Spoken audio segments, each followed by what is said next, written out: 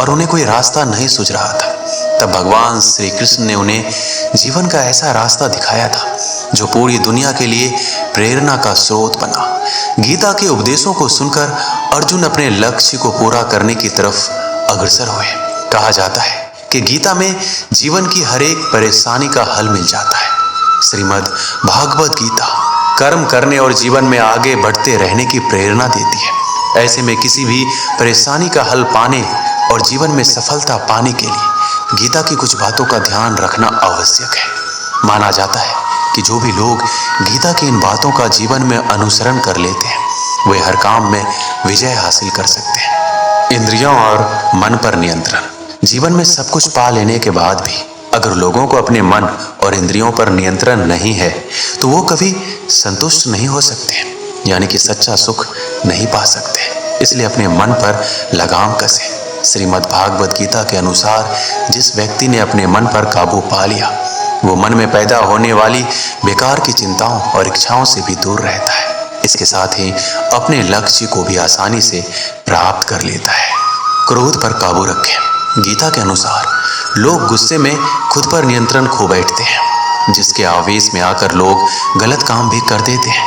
कभी कभी गुस्से में लोग खुद का अहित कर बैठते हैं, इसलिए क्रोध को खुद पर हावी नहीं होने देना चाहिए। गीता में श्री कृष्ण ने बताया है कि यदि गुस्सा आए तो स्वयं को शांत रखने की कोशिश करें ताकि गुस्से में हमेशा कुछ अहित ना हो जाए। स्वयं का आकलन।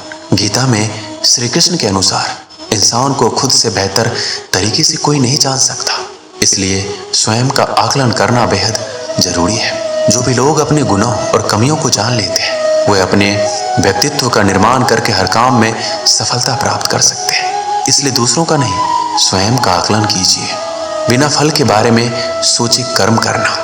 गीता में श्री कृष्ण के उपदेश के अनुसार इंसान का मुख्य काम ये है कि वह कर्म करे। वो जो भी पाना चाहता है उसे पाने के लिए ईमानदारी से कार्य करे। इसके लिए उसे मिलने वाले नतीजे से ध्यान हटाना जरूरी है।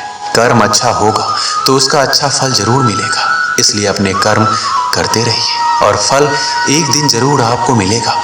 कहते हैं ना कि अगर अच्छा बीज बोओगे तो फसल भी उत्तम ही होगा। श्रीमद् भागवत गीता में श्री कृष्ण कहते हैं मनुष्य को स्वयं को ईश्वर में लीन कर देना चाहिए।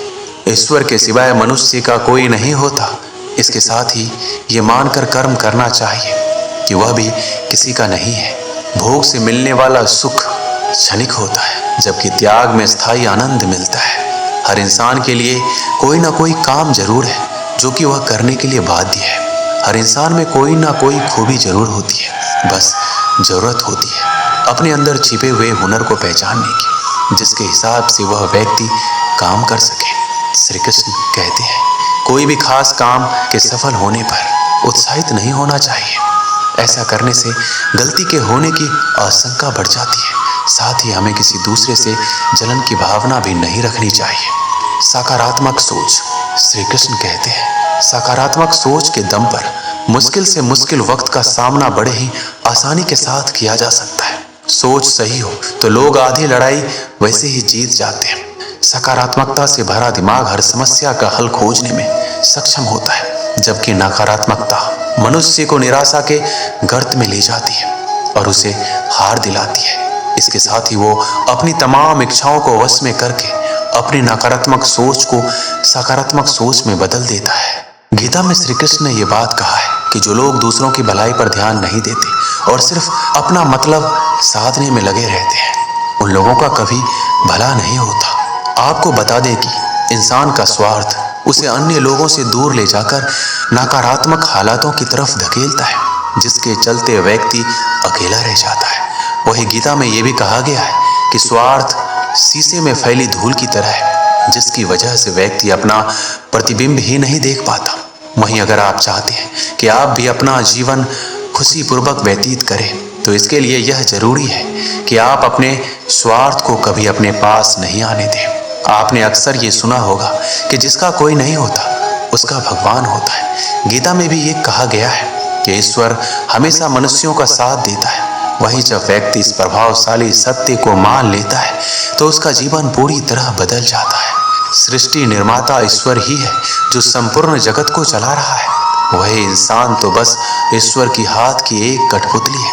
इसलिए इंसान को कभी अपने भविष्य या फिर अतीत की चिंता नहीं करनी चाहिए, क्योंकि हर विकट परिस्थिति में ईश्वर इंसान का साथ देता है और उसे मुश्किल से बाहर निकालता है। इसलिए हम सभी को ईश्वर पर भरोसा रखना चाहिए। श्री कृष्ण ने गीता में कहा है कि हर इंसान के द्वारा जन्म मरण के चक्र को जान लेना बेहद आवश्यक है, क्योंकि मनुष्य के जीवन का मात्र एक ही सत्य है, वो है मृत्यु। क्योंकि जिस इंसान ने इस दुनिया में जन्म लिया है उसे एक दिन इस संसार को छोड़कर जाना ही है और यही इस दुनिया का अटल सत्य है। लेकिन इस बात से नकारा नहीं जा सकता कि हर इंसान अपनी मौत से भयभीत रहता है। अर्थात मनुष्य के जीवन की अटल सच्चाई से भयभीत होना इंसान की वर्तमान खुशियों को भी खराब कर देता है। इसलिए किसी भी तरह का डर नहीं होना चाहिए और वर्तमान में खुशी से जीना चाहिए। श्री कृष्ण कहते हैं, जब तक आप किसी लक्ष्य के लिए खुद को पूर्ण रूप से समर्पित नहीं करते, तब तक लक्ष्य प्राप्ति में संशय बना रहता है। परेशानियां जिंदगी में नहीं, हमारे मन में है। जिस दिन हमने मन पर विजय पा ली, जिंदगी अपने आप संवर जाएगी। भाग्य से ज्यादा अपने आप पर विश्वास करो। भाग्य में विश्वास रखने के बजाय शक्ति और कर्म में विश्वास रखना चाहिए। किसी की निंदा से घबराकर अपने लक्ष्य को ना छोड़े, क्योंकि अक्सर लक्ष्य मिलते ही निंदा करने वालों की राय बदल जाती है। मनुष्य को परिणाम की चिंता किए बिना लोभ, लालच एवं निस्वार्थ और निष्पक्ष होकर अपने कर्तव्य का पालन करना चाहिए। रास्ता सही होना चाहिए, क्योंकि कभी कभी मंजिल रास्तों में ही मिल जाती है। आज की कड़वी सच्चाई ये है कि लोग पैसे वाले को महत्व देते हैं, चाहे सामने वाले व्यक्ति का चरित्र, इरादा और आदतें कैसी भी क्यों ना हो। कहते हैं कि झूठी कस्में खाने से कोई मर नहीं जाता, अगर मरता है तो वो है विश्वास। घर के अंदर जी भर के रो लेना, पर दरवाजा हंसकर ही खोलना, क्योंकि जब लोगों को पता चल जाता है कि सामने वाला अंदर से टूट चुका है, तो लोग उसका जी भरकर फायदा उठाते हैं। गुस्सा और आंधी दोनों एक समान होते हैं। शांत होने के बाद ही पता चलता है कि नुकसान कितना हुआ। कुछ लोग आपके जैसे तो बनना चाहते हैं, पर वो आपको पसंद नहीं करते हैं। श्री कृष्ण कहते हैं, तुम सब्र करना। जो तुम्हें समझ ना सके तुम उसे समझना छोड़ दो। जो तुम्हें समझ सके उसके लिए तुम अपना सब कुछ छोड़ दो। गलत व्यक्ति जितना भी मीठा बोले आपके लिए बीमारी बन जाएगा, और सच्चा व्यक्ति कितना भी कड़वा बोले एक दिन औषधि बनकर काम आएगा। इंसान का स्वभाव इस तरह का है, जो लेकर जाना है उसे छोड़ रहा है और जो यही रह जाना है उसे जोड़ रहा है। श्री कृष्ण कहते हैं, अपने मन की किताब ऐसे व्यक्ति के पास ही खोलना जो पढ़ने के बाद आपको समझ सके। कुछ लोग अपनी अकड़ की वजह से कीमती रिश्ते खो देते हैं, और कुछ लोग रिश्ते बचाते बचाते अपनी कद्र खो देते हैं। कभी कभी इंसान ना टूटता है ना बिखरता है, बस थक जाता है, कभी खुद से कभी किस्मत से। जो समझ ना सके उसके साथ समझौता ना करो, इससे अच्छा अकेले रहो। कम से कम सुकून इस बात का रहेगा कि कोई है ही नहीं तो समझेगा कौन। अकेले कमाते हो और पूरा घर खाता है तो घमंड मत करना। ऊपर वाले को धन्यवाद करना कि इस भले काम के लिए भगवान ने आपको चुना है। गलती हर इंसान से होती है, लेकिन गलती सुधारता वही इंसान है जो दिल से साफ होता है और रिश्तों को खोना नहीं चाहता। अक्सर हम उन्हीं लोगों के हाथों अपना मजाक बनवाते हैं जिन्हें हम कमजोर लम्हे में अपनी सारी सच्चाइयाँ सौंप देते हैं। कोई मेरा बुरा करे ये कर्म उसका है, मैं किसी का बुरा ना करूं ये धर्म है मेरा। देख लिया ये दुनिया भरोसे के लायक नहीं है। अच्छे के साथ अच्छा बने पर बुरे के साथ बुरा नहीं, क्योंकि हीरे से हीरा तो तराशा जा सकता है, लेकिन कीचड़ से कीचड़ साफ नहीं किया जा सकता। जीवन में जो लोग साथ रहकर छल करे, धोखा दे, चुगली करे, बातों को गलत तरीके से किसी के सामने रखे, उनका साथ छोड़ देना ही बेहतर होता है। कुछ लोग खाने के इतने शौकीन होते हैं कि वो दूसरों की खुशियां भी खा जाते हैं। श्री कृष्ण कहते हैं, रिश्ते में जब झूठ बोलने की शुरुआत हो तो समझ लो रिश्ते का अंत नजदीक है।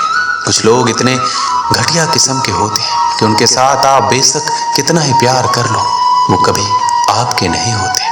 संबंध उसी आत्मा से जुड़ता है जिसका हमसे पिछले जन्मों का कोई रिश्ता होता है, वरना दुनिया के इस भीड़ में कौन किसको जानता है।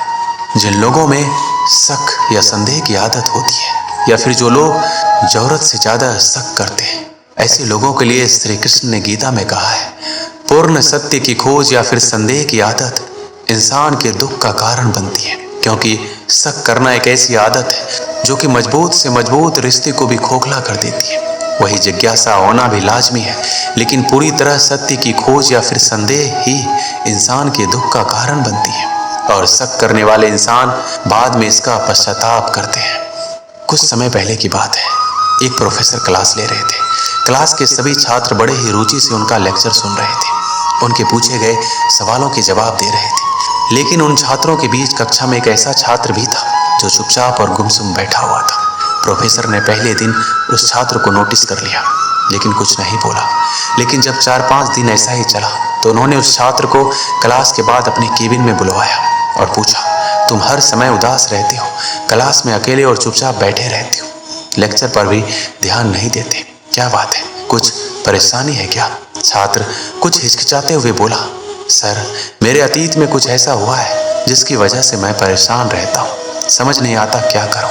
प्रोफेसर भले व्यक्ति थे, उन्होंने उस छात्र को शाम को अपने घर बुलाया। शाम को जब छात्र प्रोफेसर के घर पहुंचा तो प्रोफेसर ने उसे अंदर बुलाकर बिठाया और स्वयं किचन में चले गए और शिकंजी बनाने लगे। उन्होंने जानबूझकर शिकंजी में ज़्यादा नमक डाल दिया। फिर किचन से बाहर आकर शिकंजी का गिलास छात्र को देकर कहा, ये लो शिकंजी पियो। छात्र ने गिलास हाथ में लेकर जैसे ही एक घूंट पिया, अधिक नमक के स्वाद के कारण उसका मुंह अजीब सा बन गया। यह देख प्रोफेसर ने पूछा, क्या हुआ, शिकंजी पसंद नहीं आई?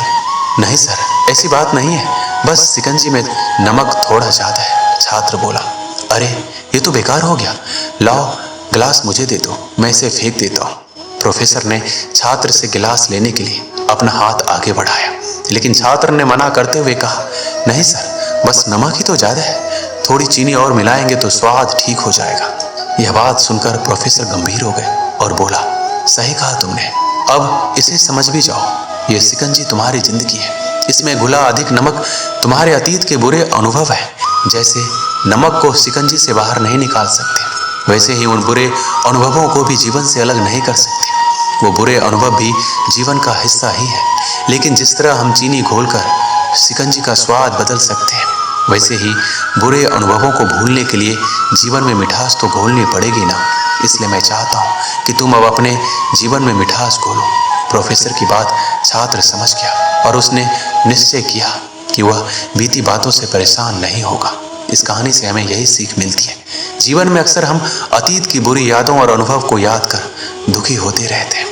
इस तरह हम अपने वर्तमान पर ध्यान नहीं दे पाते, कहीं ना कहीं अपना भविष्य बिगाड़ लेते हैं। जो हो चुका है उसे सुधारा नहीं जा सकता, लेकिन कम से कम उसे भुलाया तो जा सकता है, और उन्हें भुलाने के लिए नई मीठी यादें हमें आज बनानी होगी। जीवन में मीठे और खुशनुमा लम्हों को लाइए, तभी तो जीवन में मिठास आएगी। दोस्तों, इस वीडियो में बस इतना ही, मिलते हैं अगले वीडियो में, अपना ख्याल रखिएगा। जय श्री कृष्णा।